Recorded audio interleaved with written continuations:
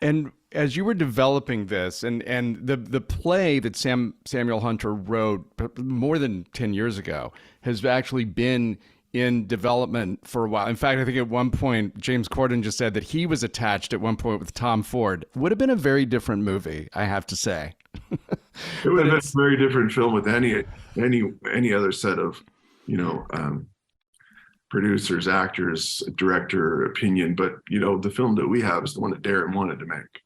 And so when did you and Darren first start talking about this, and when you entered into it, what was kind of foremost on your mind? Because you're not an actor, you're not as a person, you don't suffer from obesity, you're not gay, and this is a character who's both of those things, and those are risky things right now for someone to take on. So when did you decide to do it? And then how did you decide, okay, and this is how we're going to pay respect to those communities? Because that's the secret that you managed to do that, I think. It's a tightrope walk. I know that. And if you want to know when I decided that, it would have been when I was half the age I am now, that I believe you have to take risks in art, not life, if you can avoid it.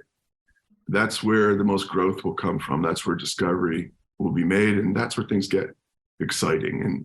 And I still am of the 101 belief that I'm in the business of make believe. And if I'm doing my job right, you bought it.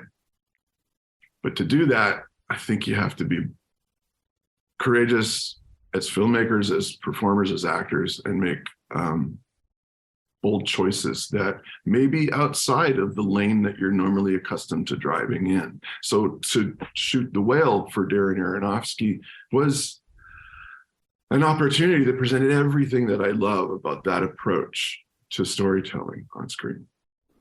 I didn't know much about the film when I heard, word on the street went that Darren was going to make a movie, and would you meet him? The answer, absolutely yes. I'm a longtime admirer of his, in a way where I learned peers in many ways, for having come of age in the industry around the same time on different but still parallel paths.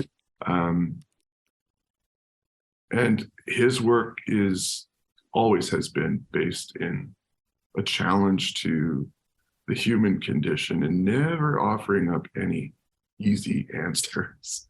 Again, taking risks. That's what really gets me excited. It's far removed from most, what anyone would consider that would be in my wheelhouse. But then again, so is a guy who swings around on vines all days and smacks. So is a guy who charges around in the desert, technically violating tomb sites, taking on the undead, but if you believe that, I guess I did my job.